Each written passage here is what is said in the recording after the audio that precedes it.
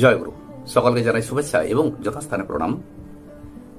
ভগবান শিবের পূজার সময় যেমন আমরা মা পার্বতীর নাম স্মরণ করি, পূজা করি, ঠিক তেমনি নন্দীশ্বর, ভৃঙ্গি তাদের উদ্দেশ্যেও আমরা পূজা নিবেদন করি। এই নন্দীশ্বরকে বলা হয় গণাধিপতি, অর্থাৎ তিনি সমস্ত গণের অধিপতি, আর তাই তিনি মহারাজা। নন্দীশ্বরের জন্মকাহিনী আজ এ নিয়েই পাঠ ও আলোচনা করব। প্রাচীনকালে শিলাদ নামে একজন ব্রাহ্মণ ছিলেন। তার কোনো সন্তান ছিল না, আর তাই তিনি অত্যন্ত দুঃখিত ছিলেন। তবে একবার তার মনে হলো যে দুঃখ করে লাভ কি, কারণ পৃথিবীতে কেউ তো চিরকাল বেঁচে থাকে না, কেউ তো অমর হয়ে থাকে না। কাজেই আমি যদি সন্তান লাভ করি তো সেই সন্তানের তো একদিন মৃত্যু হবে।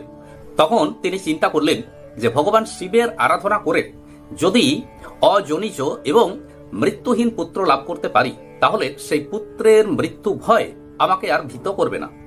এই কথা চিন্তা করে শিলাদ ভগবান শিবের আরাধনায় নিমগ্ন হলেন। কয়েক যুগ অতিবাহিত হল।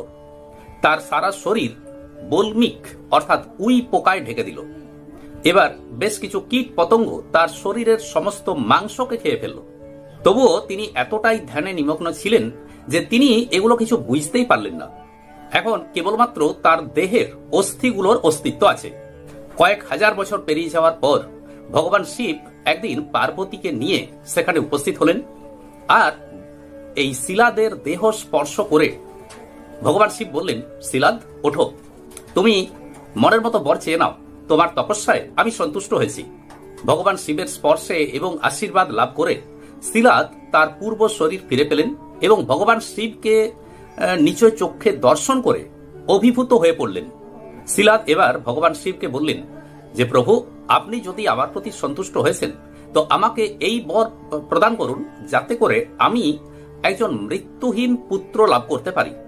শিলাদের একথা শুনে ভগবান শিব বললেন যে শিলাদ, তুমি একই কথা বলছো।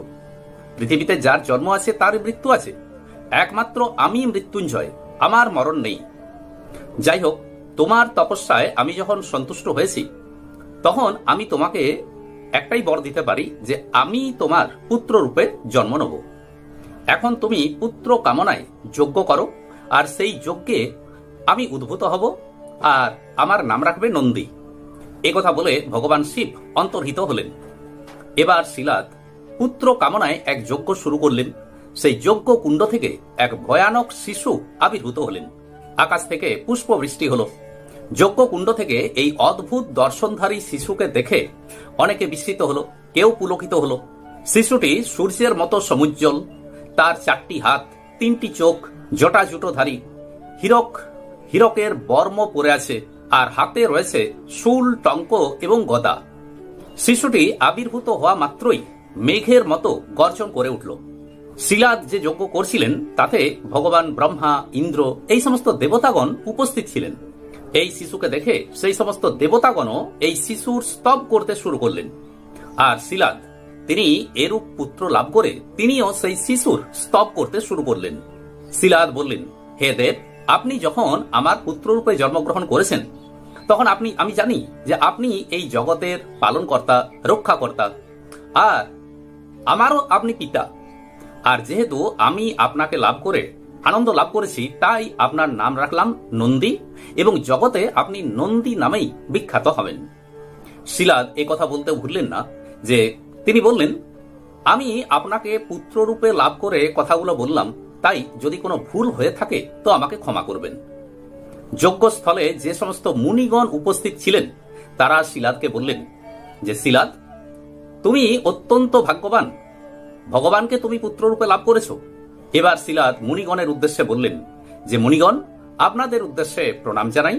আমি অত্যন্ত ভাগ্যবান, কারণ আমি ভগবানকে পুত্ররূপে লাভ করেছি। এ কথা বলে শিলাদ নন্দীকে কোলে নিয়ে নিজের কুটিরে প্রবেশ করলেন। আর শিলাদের মনে আনন্দ যেন ধরে না। কুটিরে প্রবেশ করার পর নন্দী এবার দৈব দেহ ত্যাগ করে মানুষের দেহ ধারণ করলেন। আর নন্দীর দৈব স্মৃতিও লুপ্ত হল। পুত্রের মধ্যে এই পরিবর্তন দেখে শিলাদ এবং শিলাদের স্ত্রী অত্যন্ত দুঃখিত হলেন, কিছুটা কান্নাকাটি করতে লাগলেন। যাই হোক, শিলাদ নিজেকে একটু শান্ত করলেন এবং ভাবলেন সবই তো ভগবানের ইচ্ছা। এখন এই শিশুর জাতকর্ম করাতে হবে। নন্দী আস্তে আস্তে বড় হতে লাগলেন এবং সমস্ত রকমের শিক্ষা দীক্ষা সমস্ত জ্ঞান অর্জন করলেন। এই নন্দীকে দেখার জন্য একদিন মিত্রা বরুণ নামে দুজন মুনি এই কুটিরে এলেন। এই মুনিদ্বয় নন্দীকে ভালোভাবে নিরীক্ষণ করে বললেন, শিলাদ, আমরা যা দেখছি এই পুত্র তো অল্পায়ু হবে। এই পুত্র সর্বশাস্ত্রে পণ্ডিত হলেও এর আয়ু আর মাত্র 1 বছর। মিত্র এবং বরুণের কথা শুনে শিলাদ অত্যন্ত স্তম্ভিত হয়ে পড়লেন। তিনি ভাবলেন যে ভগবান মহাদেব তো বললেন যে তুমি মৃত্যুহীন পুত্র লাভ করবে, কিন্তু আমার ভাগ্যে এ কি হলো। শিলাদের স্ত্রী অত্যন্ত কান্নাকাটি শুরু করলেন। সবাই তখন শিবের স্তুতি করতে শুরু করলেন। এবার শিলাদ আরেকটি হোমযজ্ঞ শুরু করলেন। এতে অযুত দুর্বাকে মধুর সিক্ত করে সেই হোমযজ্ঞ সম্পন্ন করলেন। শিলাদের পিতাও পুত্রের এই অমঙ্গলের কথা শুনে অত্যন্ত বিচলিত হয়ে পড়লেন। তিনিও মাঝে মাঝে মূর্ছা যেতে লাগলেন। এদিকে নন্দীও নিজ মৃত্যু ভয়ে ভীত হয়ে ভগবান শিবের আরাধনা করতে শুরু করলেন। নন্দীর এই তপস্যায় সন্তুষ্ট হয়ে ভগবান শিব নন্দীকে বললেন, নন্দী, তুমি মৃত্যু ভয়ে ভীত হচ্ছ কেন? এই বিপ্রদয়কে আমি পাঠিয়েছিলাম। তুমি তো আমার প্রিয়জন, তুমি আমার মতোই পরাক্রমশালী হবে আর সবসময় তুমি আমার পাশে থাকবে, তাহলে তোমার দুঃখ কিসের?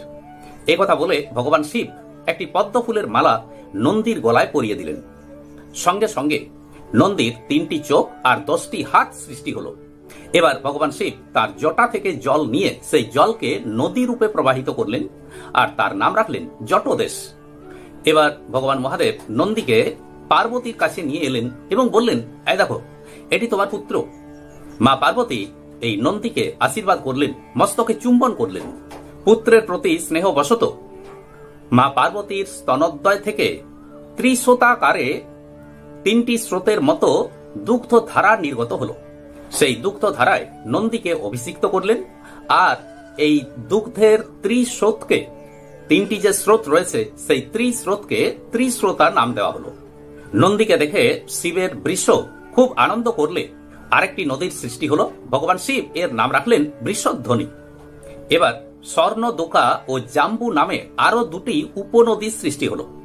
ভগবান শিব বললেন, এই পঞ্চ নদীর জল নিয়ে যে ভগবান শিবের পুজো করবে সে শিবের সাযুজ্য এবং মুক্তি লাভ করবে। মহাদেবের ইচ্ছা, নন্দীকে তিনি গণাধিপতি পদে অভিষিক্ত করবেন। তখন গণপতিদের আহ্বান জানানো হলো। গণপতিগণ এলেন। এবার নন্দীর অভিষেক শুরু হলো। পঞ্চনদীর জলে নন্দীকে স্নান করানো হলো আর এখানে পৌরোহিত্য করলেন ভগবান ব্রহ্মা। এরপর সমস্ত দেবতাগণ ইন্দ্র, বিষ্ণু, বরুণ সকলে এই অভিষেক ক্রিয়া সম্পন্ন করলেন। এবার শিবের সেনাপতি পদে নিযুক্ত হলেন এই নন্দীশ্বর। মরুতের কন্যা সুজসার সাথে নন্দীশ্বরের বিবাহ হলো। এবার মহাদেব পার্বতী এবং নন্দীকে নিয়ে গমন করলেন কৈলাসে। আজ এই পর্যন্তই। নমস্কার।